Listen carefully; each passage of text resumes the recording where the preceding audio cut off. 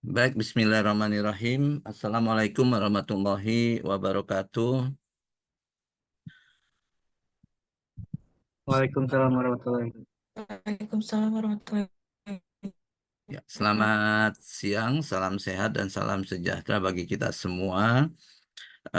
Terima kasih. Alhamdulillah kita bertemu lagi pada siang hari ini eh, dalam mata kuliah Pondasi 2 ya, itu meski secara online. Saya ada yang atau pada kesempatan ini ya, itu saya ingin menjelaskan tentang perencanaan fondasi tiang kelompok ya, yaitu walaupun kalian minggu lalu itu sudah saya minta untuk membacanya dari buku ya, dan saya ingin mereview kembali untuk memperjelas atau menambah pemahaman kalian terkait bagaimana merencanakan fondasi tiang kelompok, di mana sebelumnya kalian sudah belajar merencanakan fondasi tiang tunggal ya. Gitu. Eh, Belajar ya, bagaimana merencanakan fondasi tiang tunggal. Nah, kalau saya ilustrasikan seperti ini, ya, di sini kita punya fondasi tiang tunggal. Kemudian pondasi tiang tunggal ini ya itu eh,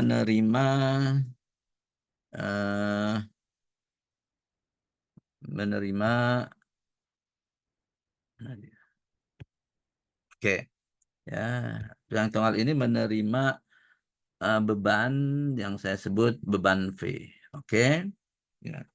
Nah, kita sudah belajar beban V ini itu akan diterima atau ditahan oleh yang namanya itu ada ini ya di ujung tiang yang kita sebut daya dukung ujung tiang, hmm, ya, atau kita sebut apa namanya, kita simbolkan sebentar ini kok keluar ya. Oke, yang kita sebut sebagai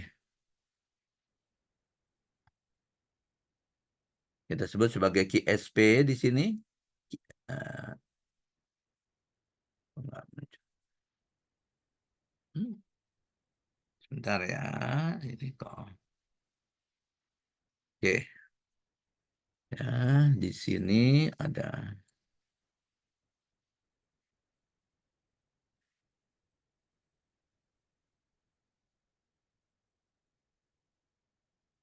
Oke, ya, jadi di sini kita ada, oh, enggak, ini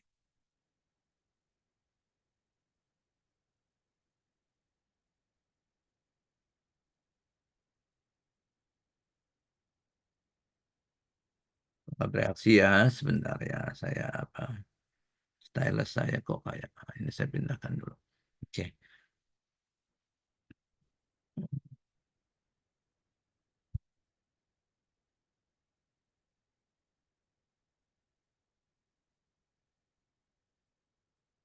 sebentar, kok stylusnya tidak merespon.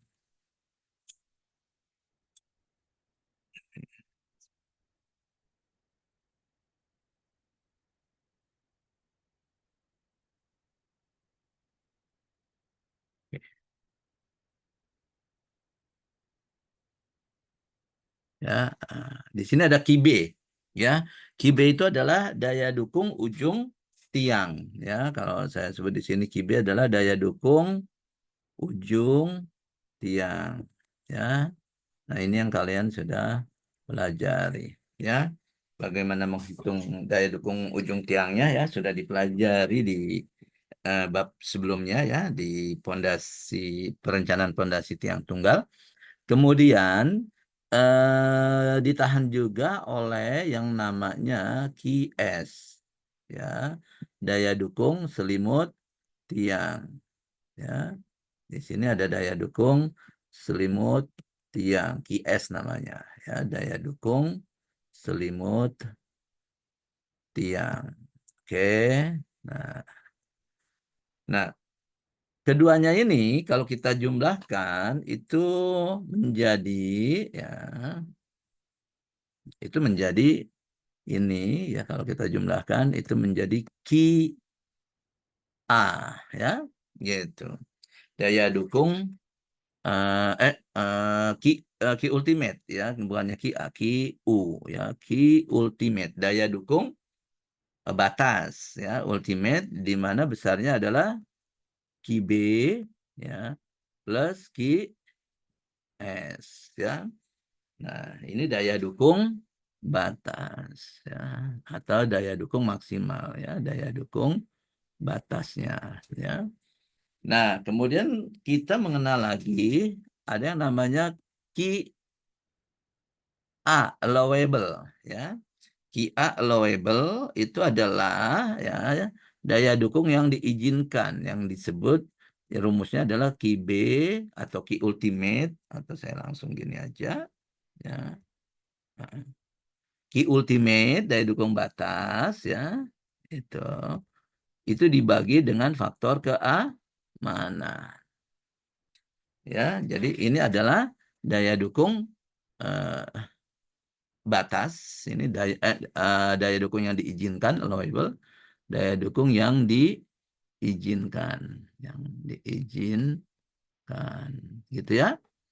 Nah, daya dukung yang diizinkan ini itu tentunya harus lebih besar dari beban yang bekerja, dari V. Begitu, ya. Nah, QA ini karena kita memiliki tiang individu, ya, ini adalah saya simbolkan menjadi QSP, gitu, ya.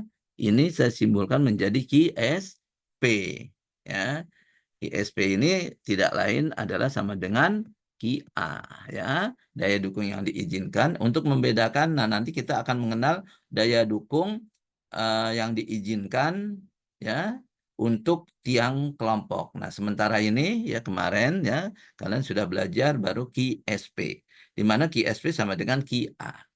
Nah, dari sini kalau kita sudah dapat QSP, ya, tentunya QSP, ya, itu harus lebih besar atau sama dengan apa? Sama dengan V.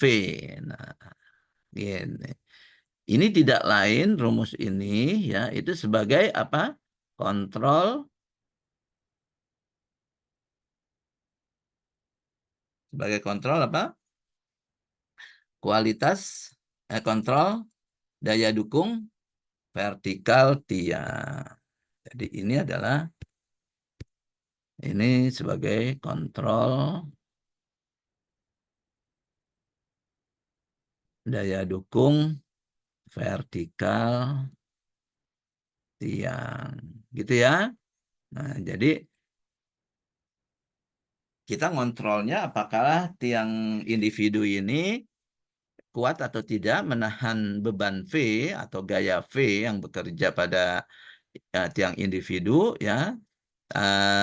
Itu adalah menggunakan rumus ini, kontrol daya dukung vertikal tiang, di mana QSP, ya, yang menahan, ya, itu harus lebih besar atau sama dengan dari V, dari beban. Oke.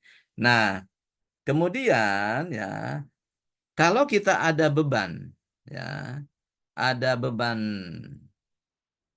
horizontal di sini, misalkan bekerja beban horizontal, ya, saya beri warna merah di sini, ya, biar ini, ya, bahwa di sini ada beban horizontal, misalkan, kok nggak berubah, ya, itu, ini, nah, oke, di sini ada beban horizontal. Nah, saya tanya, beban horizontal ini ditahan oleh apa? Ya.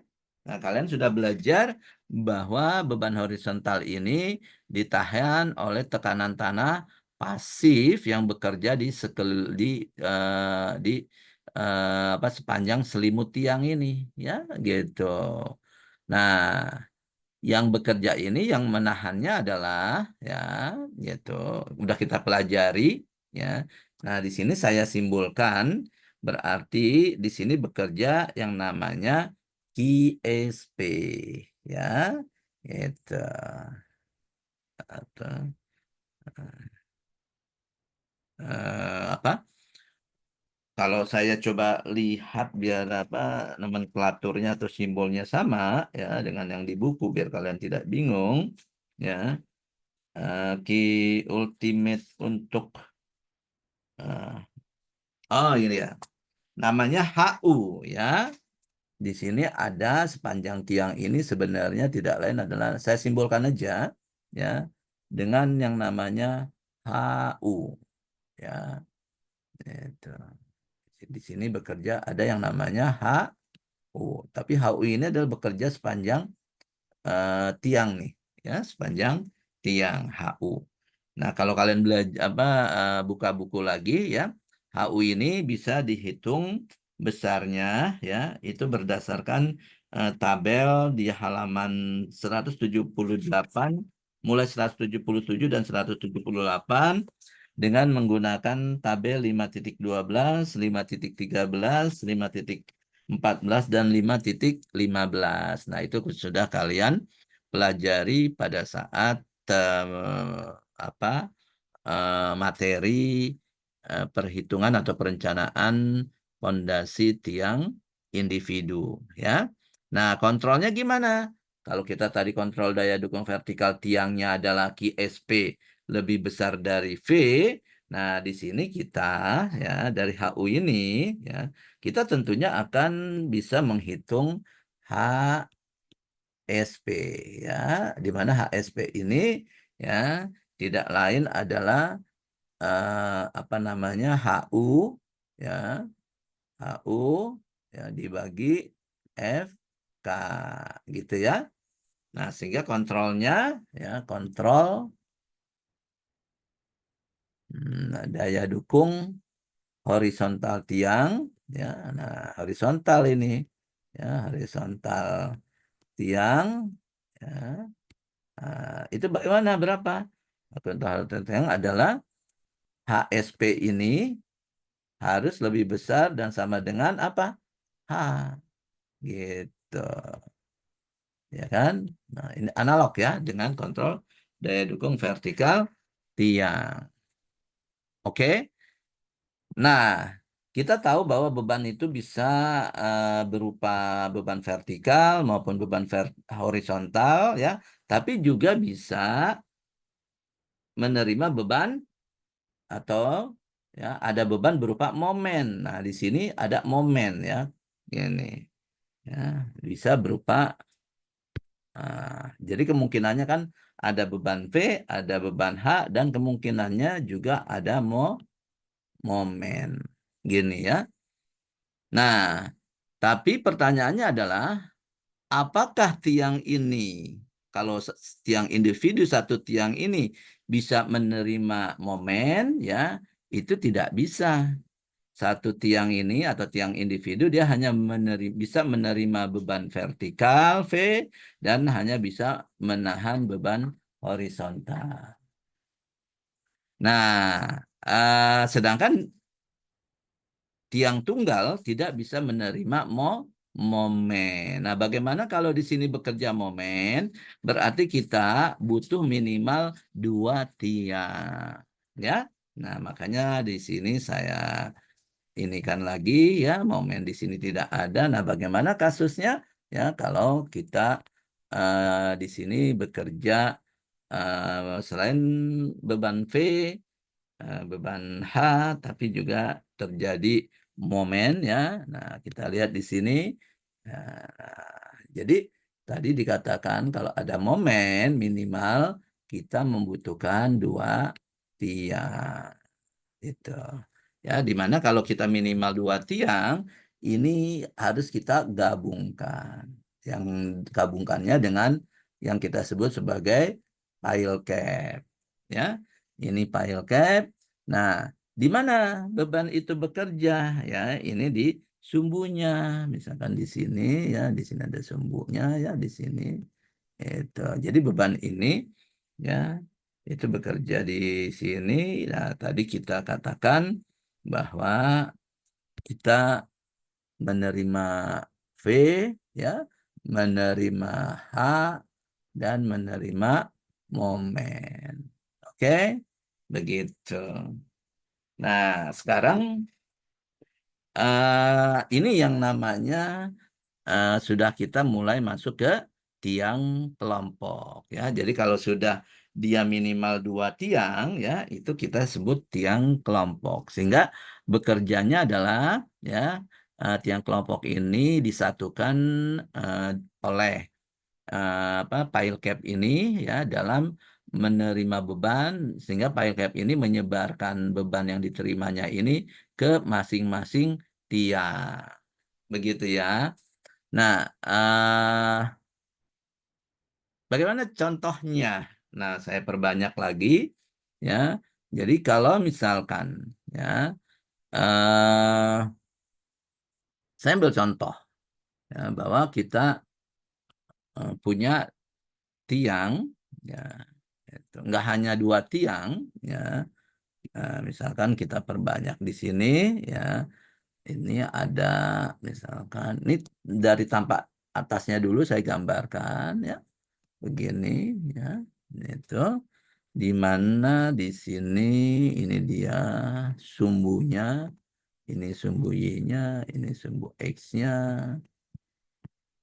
ya, ini ada X, ini ada Y gitu ya, gitu. Nah, di mana beban itu bekerjanya adalah di sini nih, di titik pusatnya ini, titik pusat pile cap dan titik pusat juga tiang apa namanya eh, kelompok tiang ya. Nah, kemudian di sini misalkan ya kita rencanakan di sini terdapat contoh aja ini ya, ada seperti ini. Nah, gitu ya. Ada contoh ada 6 tiang di sini ya. Kalau saya katakan ini adalah tiang 1, ini tiang 2, ini tiang 3, ini tiang 4, ini tiang 5, dan ini tiang 6. Kemudian kalau saya buat potongannya ya, sehingga di sini ya itu saya bisa gambarkan bahwa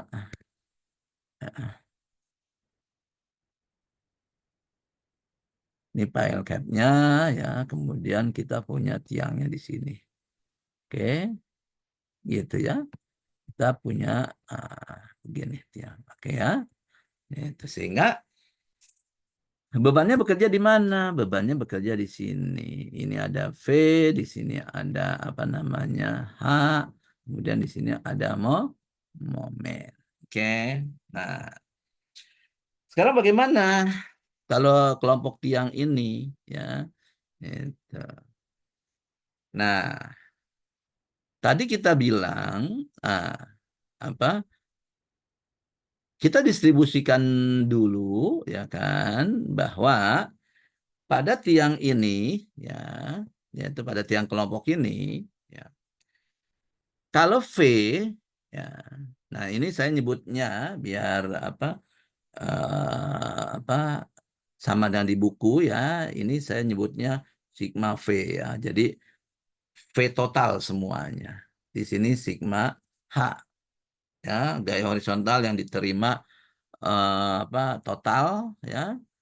Ini adalah sigma M ya, yang bekerja di pada titik O di sini ya. Ini titik O, titik pusatnya. Oke.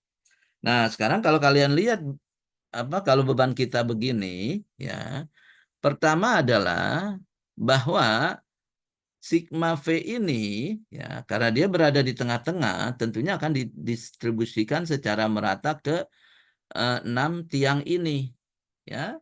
Jadi ya tiap tiang ini akan menerima beban V yang saya sebutnya VI ya. Ini adalah ya ini VI. V1, V2, I ini ada 6 ya. Itu VI ya. V1, V2, V3, dan V. Di mana besarnya VI ini, ya, itu tidak lain VI sama dengan apa? Hmm? Sigma V, ya, itu dibagi jumlah tiangnya, N. Nah, jadi N ini adalah jumlah tiang. Begitu ya? Oke? Nah, kemudian, ya, eh itu ada VI yang bekerja. Kemudian pada tiang ini juga bekerja HI, gaya horizontal, HI, gitu. Nah, kita di sini ya bisa menghitung berarti setiap tiang HI itu sama dengan sigma H dibagi N. Nah, saya tanya sama kalian ya, VI ini ya, gaya vertikal yang bekerja pada masing-masing tiang besarnya sama enggak? Ya, besarnya akan sama karena beban ini ya berada di titik pusat susunan tiang yang 6 ini sehingga didistribusikan secara merata, besarnya adalah sigma V dibagi N. Begitu ya. Nah, sama juga dengan sigma H. Beban horizontal yang bekerja pada masing-masing tiang itu sama, ya. Di mana besarnya HI sama dengan sigma H dibagi N. Nah, tapi lain halnya ya dengan momen. Momen ini kalau kita lihat ya kan, coba perhatikan baik-baik, tentunya tiang yang berada di sebelah kanan garis apa sumbu Y ya, itu akan tertekan. Benar ya? Yaitu sedangkan yang di sebelah kiri sumbu Y itu akan tertarik. Begitu ya. Nah, sehingga lihat di sini ya, dengan adanya momen ya, di sini ada tambahan. Kalau yang apa sebelah kanan ini ada tambahan beban tarik. Kalau tadi VI ini akibat HA ya, jadi ini akibat apa? Akibat sigma V ya. Ini adalah akibat sigma V, oke ya. Nah, sedangkan kalau ini ya, ini akibat sigma V ya, saya tulis lagi di sini ya, akibat sigma V. Tapi di sini ada tambahan VI akibat sigma momen. Nah, karena dia arahnya tertekan, berarti ya arahnya sama antara VI yang akibat sigma V dengan VI yang akibat sigma M. Begitu ya. Nah, sehingga kemudian kalau yang sebelah kiri itu sebaliknya. Akibat sigma momen dia akan tertarik sehingga di sini akan ada gaya tarik VI ya. Nah, ini VI akibat sigma momen. Kalau yang VI ini adalah akibat sigma V ya. Nah, kalian bisa lihat ya, tiang yang di sebelah kiri ya itu akan menerima gaya dengan arah yang berbeda. Akibat sigma V dia arahnya ke bawah tertekan, akibat momen dia tertarik arahnya ke atas. Sehingga ya besarnya VI ini ya masing-masing tiang ya itu adalah penjumlahan antara ya kan itu nah nah antara jadi VI pada masing tiang ya itu oh saya ini kan dulu ya. VI akibat sigma momen, ya, coba kalian ini kan, ya, daya, ya, kalau diturunkan dari momen itu adalah, ya, bagaimana sigma momen yang terjadi dibagi apa? Momen inersia, ya, momen inersia kemudian dikali jaraknya. Nah, kalau kita ini adalah momen inersianya terhadap dia berputarnya terhadap sumbu Y. Berarti di sini kita presisikan lagi, ya. Ini momen adalah momen Y saya nyebutnya. Momen Y itu artinya adalah momen yang berputar terhadap sumbu Y, ya. Itu. Kita baru bicara dua dimensi di sini, ya, di mana sigma momen Y ini bekerjanya adalah begini dia, ya. Nah, ini bukan salah, ya, kebalik, bukan di situ, tapi adalah di sini sigma momen Y, ya kan, berputar terhadap sigma momen Y, ya, berputar terhadap sumbu Y, ya, itu. Nah, nanti di sini juga nanti tentu akan bekerja, misalkan, ya, itu di sini bisa terjadi sigma momen X, misalkan gitu, ya. Nah, kita hitung dulu atau apa untuk pemahaman yang lebih mudah dulu, ya. Anggap sigma momen X, ya, itu belum ada dulu, yang ada baru sigma momen Y. Nah, berarti di sini rumus kita, ya, ini sigma momen Y, ya, dibagi saya samakan dulu dengan di buku, ya, simbolnya, ya, itu menggunakan definisi apa, ya.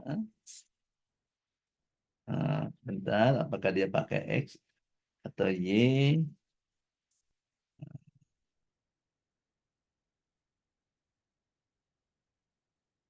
Oh ya, oke.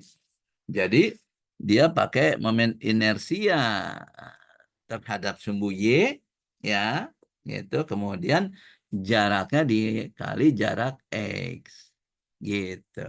X-nya adalah XI, ya, gitu. Nah, bagaimana artinya di sini? Sigma momen Y, ya, itu diketahui, ya. Momen inersia terhadap sumbu Y, ya, kalian bisa lihat di buku, ya, bagaimana caranya menghitung apa tiang-tiang ini, momen inersianya, ya, terhadap sumbu Y, kemudian dikali jaraknya.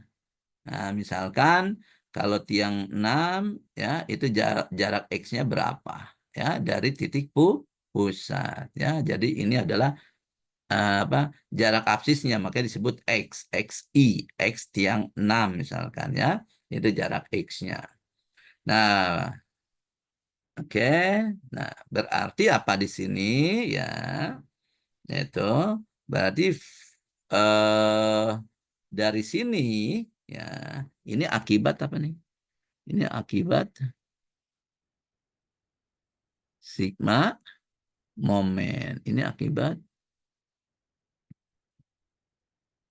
sigma H, gitu, ya. Nah, jadi kalian tahu semuanya, ya. Kalau kita punya sigma V, bagaimana berapa besarnya gaya vertikal yang diterima di masing-masing tiang, VI sigma V dibagi N. Kalau kita punya sigma H gaya horizontal, kita bisa menghitung berapa besar gaya horizontal yang diterima oleh masing-masing tiang. Kemudian kalau kita punya sigma momen, maka kita bisa menghitung VI sama dengan sigma momen Y dibagi apa IY, momen inersia, dikali jaraknya XI, ya. Ini sehingga kita bisa tahu. Nah, sedangkan tiang ini kan hanya bisa menerima VI dan V dan H, ya kan? Berarti VI akibat sigma V, VI dan akibat sigma momen itu apa? Dijumlahkan, ya. Jadi VI, ya, itu sama dengan, nah, kita jumlahkan yang atas akibat sigma V. Sigma V dibagi N. Nah, sekarang ini ditambah. Nah, lihat di gambar. Kalau yang sebelah kanan kan ditambah, ya arahnya searah sama, ya ditambah. Tapi kalau yang di sebelah kiri, tiang sebelah kiri itu berkurang, ya. Jadi akibat momen ada pengurangan, sehingga di sini ada plus minus, ya sigma m y dibagi y, ya dikali xi, kan gitu ya. Nah, ini adalah rumusnya umumnya. Sehingga kalau kita tinjau lebih jauh lagi, kemungkinan VI ini ya, ya nilainya bisa plus dan bisa minus, benar nggak? Ya, kalau akibat momennya lebih besar dari akibat sigma V, berarti ini akan menjadi minus, gitu ya. Tapi kalau selama ini apa sigma V masih apa sigma apa VI akibat sigma momen ini masih lebih kecil dari akibat sigma V, nilainya masih tetap plus. Ya. Nah, artinya ada apa? Artinya apa? Kalau nilai penjumlahan ini dari rumus ini ya, itu dapat plus, berarti tiang tersebut apa? Berarti tiang ini tiang tekan. Oke? Itu. Karena kan arahnya ke bawah. Nah, tapi kalau misalkan hasilnya dari rumus ini minus, berarti dia tiang tarik. Oke? Nah, ya, begitu. Nah, sekarang kalau kita kita apa masih punya sigma mx yang mungkin terjadi, maka rumus lengkapnya adalah VI sama dengan sigma V dibagi N plus minus sigma MY dibagi IY, ya, dikali XI, ya. Nah, ada akibat momen sigma MX, ya, yang bekerja berputar terhadap sumbu X, kemudian kita dibaginya dengan momen inersia X, dan dikali jaraknya adalah YI. Nah, ini rumus umumnya seperti ini, ya. Jadi apa? Kita bisa menghitung gaya vertikal yang bekerja pada masing-masing tiang itu dengan rumus ini. Oke, paham? Nah, untuk lebih meyakinkan kalian paham atau tidak secara prinsip, saya tanya ya. Sekarang kalau kondisi bebannya adalah seperti ini, ada sigma V, ada sigma H, ada sigma MY, ini berputarnya searah jarum jam, kemudian ada sigma MX yang berputarnya terhadap sumbu X adalah seperti ini. Saya tanya, ya, itu bahwa uh, beban yang menerima, yang kemungkinan menerima beban tekan yang besar itu tiang mana? Hmm? Yang menerima beban tekan yang terbesar ya dari rumus ini, ya ini nih dari rumus ini, yang VI-nya ya tadi ya tiang tekan yang maksimal ya itu tiang mana? Tiang nomor berapa nih? Ayo, ada yang tahu nggak? Hmm? Halo? Ini pada tidur nggak nih saya?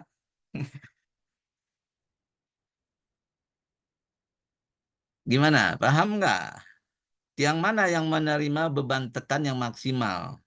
Kalau dilihat dari gambarnya itu. Hmm? Tiang satu kah? Tiang dua, tiang tiga, tiang empat, atau tiang lima, atau tiang enam? Kan bisa dilihat dari arah-arah momen itu. Tiang 3. Oke, Adi menjawab tiang 3. Yang lain gimana? Ya, ya benar ya. Itu tiang 3. Ya, oke. Nah, yang kemungkinan menerima beban tekan minimum atau bahkan kemungkinan akan menerima tarik, ya, yang menerima kemungkinan beban tarik, itu tiang mana? Tiang nomor berapa? Ayo. Hmm? Tiang nomor berapa? Yang kemungkinan menerima menerima beban tekan yang paling minimum, paling kecil, atau bahkan kemungkinan akan tertarik, ya, itu tiang mana? Artinya adalah kalau lihat rumus ini, di mana di sini nilai minus-minus tiang 4 alif, ya, Rizky Febrian benar, ya. Tiang 4. Oke. Nah, kalau kalian dari prinsip ini sudah memahami, sehingga kalian menghitung VI ini nggak harus menghitung setiap tiang atau semua tiang. Ya, kalian cukup menghitung VI-nya adalah VI V3 dan V4. Gitu ya. Nggak gitu. Ya, itu V3 dan V4. Jadi kalau misalkan gitu. Jadi kalian ngitungnya cari saja yang apa tadi ini contohnya aja ya gitu kan. Berarti kan kalian kemungkinannya ada V3 dan ada V4 ya kan. V3 ini kan pasti plus ya kan, berarti tekan tadi ya, ini karena maksimum. Nah, kalau V4 ini kan bisa plus ya, masih bisa plus ya, masih bisa minus hasilnya. Jadi V4 ini bisa mungkin tekan ya, bisa mungkin tarik ya. Oke. Nah, sekarang ya, kalau di sini tekan ya, V3 tekan, kontrolnya bagaimana? Kontrolnya adalah kalian ya itu harus lebih kecil dari apa? Dari QSP tekan. Nah, yang tadi kita hitung nih QSP nih. Ini KSP nih ya kan. Nah, ya kan kontrolnya ini kan nggak jauh-jauh kan dari sini kan sebenarnya kan. Itu nah KSP ini nih KSP ya. Itu ya. Nah, dengan KSP ini nah bandingkan kalau harus lebih kecil. Nah, ini namanya kontrol ya. Ini semuanya ini kontrol apa? Kontrol daya dukung tiang daya dukung vertikal ya dulu gitu kan, daya dukung vertikal ya tiang kelompok ya. Kalau kelompok kan analog dengan ini ya, dengan yang nah, kalau ini kan tiang daya dukung kontrol daya dukung vertikal tiang tunggal ya. Nah, ini kita ini kan QSP ya. Nah, oh saya ini dulu nih, ntar mungkin apa biar nggak salah paham ya. Saya menyebutnya jangan QSP dulu ya. Di sini dibandingkannya namanya dengan eh, apa namanya? Mana di penghapusnya mana nih? Eh, ini kayaknya ya. Kok ya. Ya. Nah, kalau QSP kan itu daya dukung satu tiang tunggal ya. Nah, di sini kita menggunakan istilah bukannya QSP, tapi adalah saya menggunakannya supaya kalian benar-benar tahu bedanya, saya nyebutnya QAG, gitu ya. QAG. QAG itu adalah daya dukung satu tiang dalam kelompok. Nah, sekarang pertanyaannya ya,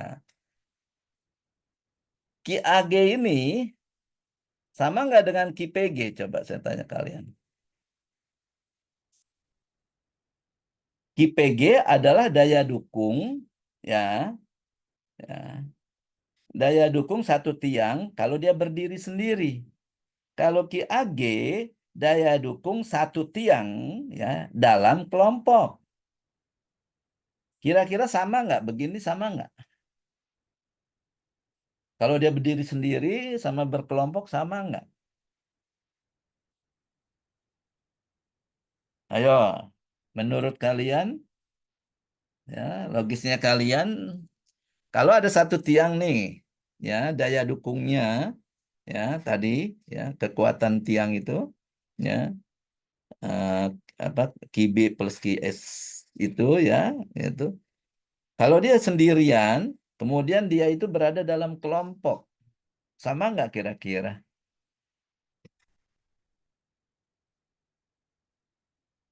Ayo,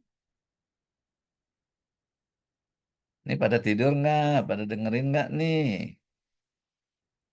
Hmm? Ya logika kalian aja. Berbedanya gimana? Kenapa, Adi? Kenapa kamu bilang berbeda?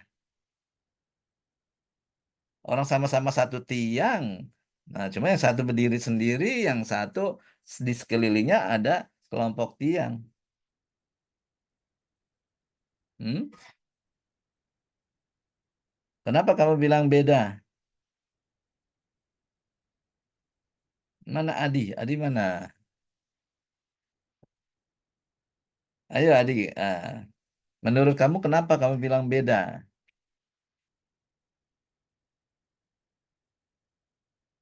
Hmm?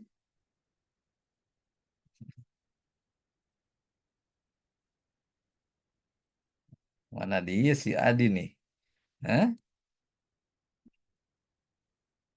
Mana Adi? Karena ada distribusi beban dari pile cap. Ini nggak ada kaitannya dengan distribusi beban. Beban apa? Ini kan kekuatan daya ini kan itu adalah kekuatan tiang yang tergantung dari tanah, kekuatan tanah. Kalau beban ya di atas, nggak ada kaitannya. Justru ini yang mau kita bandingkan kan tadi QAG harus sama dengan harus lebih lebih besar dari V atau sigma V atau VI kan yang tadi diterima. Ya, itu kan. Kenapa? Coba ini adalah kekuatan tiang ini kan dipengaruhi oleh daya dukung tanah ini ya di bawah itu. Ada yang bisa berpikir apa jauh nggak? Gitu. Nah, ya, saya selalu bilang gitu kan, tingkatkan ini kalian apa?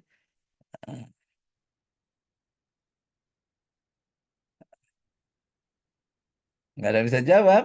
Nah, yang benar itu adalah mana dia ininya lagi ya? Nah, oke, mana? Ya. Jadi bisa sama, bisa beda. Ya, tergantung jarak tiangnya, jarak antar tiang di dalam kelompok itu. Kan gini ya. Nah, gini ya. Itu. Kalau misalkan kita punya jaraknya jauh-jauh, ya gini, misalkan, atau gini lah. Apa, saya hapus dulu lah semuanya. Ini saya hapus, ini hapus ya. Nah, kalau jarak ini, ya, ini saya jarak ini, misalkan antar tiang ini S, ya, ya. Kalau S-nya jauh-jauhan ini nggak ada pengaruhnya, nggak ada ininya. Tapi kalau S-nya ini dekat, nah, contohnya begini. Ya, kalau ini kan ini jauh nih, tiang ini di sini, ya, tuh, tiang ini di sini, ya, nah jaraknya jauh, ya. Nah, Nah, jadi prinsipnya begini, ya. Kalau jarak S-nya jauh, kita kan tahu QAG itu atau QSP itu, QA itu dipengaruhi oleh QS dan QB kan, ya. Ini QS dan QB. Nah, kalian kan tahu ya, kalau kalian simak video yang saya berikan ya pada pondasi tiang tunggal ya, itu kalau kita punya tiang seperti ini ya gitu. Kalau QS ini bekerjanya, ini kan friksi antara tiang ini ya dengan eh, tanah di sekelilingnya. Tapi QB ini itu sebenarnya ya kalau ditekan dia akan membentuk gini. Nah, gitu ya. Jadi dia membentuk begini ya, membentuk gini.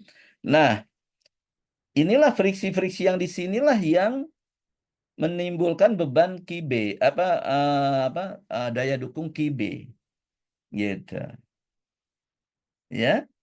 Nah, jadi kalian bisa bayangkan kalau tiangnya setiap tiang ini ya dia itu ditekan ya kemudian di sini menimbulkan ada apa bidang kelongsorannya adalah seperti ini kan dia tidak ketemu sehingga QSP satu tiang berdiri sendiri dengan QSP kelompok tiang yang jaraknya jauh ini tidak ketemu. Nah, itu sama. Tapi kalau ini kita geser lebih dekat di sini ya. Nah, paham nggak? Ya, nah di sini akan nah, jadi di sini ada overlap beban yang sebenarnya ya mengurangi. Nah, ini yang disebut sebagai E gitu, faktor efisiensi. Ya, gitu. Nah, faktor efisiensi ini ya, faktor efisiensi ya, ini lebih kecil sama dengan 1. Jadi kalau jaraknya jauh ya, itu 1 karena tadi ya tidak ada overlap bidang kelongsoran untuk yang QB. Tapi kalau dia berdekatan ya, nah itu ada overlap sehingga nanti akan mempengaruhi ya daya dukung masing-masing tiang itu akan berkurang kalau dia itu berkelompok. Nah, jadi gitu ya. Jadi QAG bisa lebih kecil dari eh salah salah nulis ya. Ini maksud ya tadi QSP ya gitu ya. Jadi QAG itu belum tentu sama dengan QSP begitu. Ya, tergantung nilai E-nya. Nah, nilai E bisa kalian baca di buku ya. Ada beberapa metode yang saya berikan ya untuk menghitung besarnya E ya. Salah satunya misalkan ada yang rumus konvers Labare ya, kemudian ada Los Angeles Group Action Formula dan ada metode field, ada metode atau rumus Schechter-Kenny. Ada 4 metode yang saya berikan di sana ya. Silakan kalian pelajari yang di buku ya. Itu untuk bisa menghitung nilai E. Nah, paham gitu ya? Gitu. Nah, sehingga yang tadi di sini ya, jadi V yang terjadi ini itu harus lebih besar, lebih kecil dari QAG. Ya. Nah, QAG ini apa? Itu bisa dihitung dari QSP dikali faktor efisiensi. Makanya ya metodenya atau prosesnya kalian hitung dulu QSP ya. Hitung QSP, kemudian hitung E, baru nanti kalian dapat QAG. Dengan QAG ini ya kalian hitung distribusi beban di kelompok tiang dan bandingkan untuk mengontrol daya dukung vertikal tiang. Gitu ya. Nah, kalau ini sama-sama tekan, ini berarti nah QAG di sini sama ya kan, QAG tekan. Ya. Sebenarnya kalau di sini terjadi tekan, ini dilupakan boleh karena otomatis ini kan lebih kecil ya kan. Kalian masih tetap gunakan ini ya. Tapi yang harus kalian kontrol apabila di sini terjadi tarik ya. Kalau di sini terjadi tarik ya, kalian harus ini lebih kecil dari QAG tarik ya. Gitu. Jadi sama kalau kalian ini bisa apa? Bisa tekan, GSP kan bisa tekan, ya, bisa tarik, gitu, ya. QAG-nya, jadi kalau kalian menghitung QSP dari QSP-nya adalah QSP tarik, berarti QAG-nya QAG tarik, ya. Nah, kemudian kalau QSP-nya tekan, ya tekan. Nah, sekarang apa bedanya QSP apa tarik dan tekan?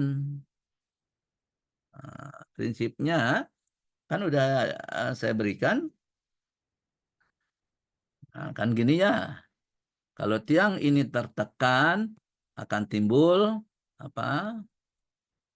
Akan timbul IS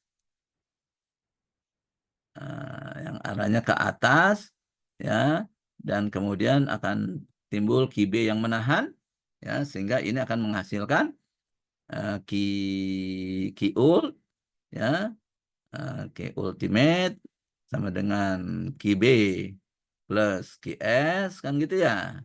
Kemudian QA-nya atau karena daya dukung ini adalah QSP tadi ya, itu adalah sama dengan Q ultimate dibagi FK. Nah, ini adalah QSP tarik tekan ya kan gitu ya. Gitu. Nah, tapi kalau misalkan kita punya kasus bahwa tiang ini ternyata tertarik tadi ya, itu ini tertarik. Nah, yang timbul adalah apa? QB nggak ada, yang ada hanya QS. Gitu. Ya, hanya yang nahan tarik itu hanya QS. Nah, kalian bisa tahu bedanya kan? Berarti Q ultimate hanya sama dengan QS. Ya. Kemudian QA-nya atau QSP tariknya, nah ini kan berarti ya, QSP ya single file ini Q ultimate ya. Nah, Q ultimate itu kan hanya QS dibagi F kan. Nah, ini adalah tarik. Nah, ini maksudnya di sini ya, itu ya ini. Nah, jadi yang harus dicek adalah kalau di sini tarik, kalian harus dihitung QSP tariknya ya. Sehingga QSP tarik ya, QSP tarik ya dikali efisiensi sama baik tekan maupun tarik karena dia tidak pengaruh dari beban yang ada, cuma dari kalau kalian lihat dari rumus 4 metode tadi ya, itu faktornya hanya jarak ya dan susunan tiang ya, yaitu M dan N ya, row dan ininya arah X-nya dan arah Y-nya ya gitu.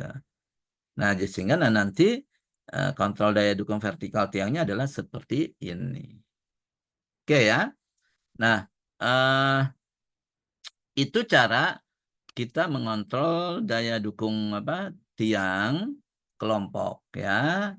Nah, tapi ini baru daya dukung vertikal tiang. Bagaimana kalau haknya? Hak lebih mudah ya.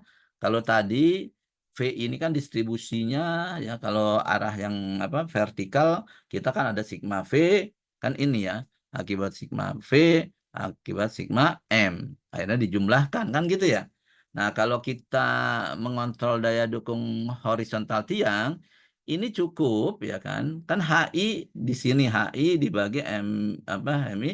Nah, ini langsung aja ya, kontrol kualitas tiangnya adalah ah, ini ya, yaitu ya HI ya harus lebih apa? Harus lebih kecil dari HAG, samain ya kan? Itu.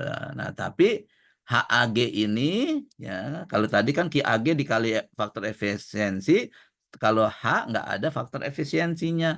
Jadi HAG ini selalu sama dengan HSP. Gitu. HSP bagaimana ini dia? Kan kita udah ngitung di nih HSP sama dengan HU dibagi FK ya. Itu yang pakai tabel 4 tabel itu di buku ya. Gitu ya sudah. Ini yang namanya sebagai kontrol daya dukung horizontal tiang. Oke, baik ya. Nah, ini adalah sekali lagi ya untuk menjelaskan bagaimana kita bisa mengontrol, oke, ya, merencanakan fondasi tiang kelompok. Baik, saya rasa materi kita atau yang ingin saya sampaikan ya, ini adalah seperti ini ya untuk perencanaan fondasi tiang kelompok. Untuk apa? Untuk materi ini ya kan ada yang ingin ditanyakan atau tidak ya. Kalau tidak saya akan lanjut ke perhitungan ini, perhitungan penurunan ya, penurunan fondasi tiang. Oke, saya stop screen dulu.